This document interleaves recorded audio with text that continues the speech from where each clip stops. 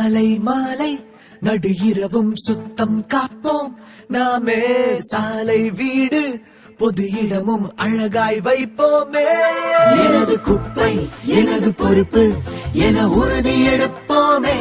நாளை இளைய தலைமுறையை நாம் இன்றே காப்போமே. எனது குப்பை எனது பொறுப்பு என உறுதி எடுப்போமே. நாளை இளைய தலைமுறையை நாம் இன்றே காப்போமே.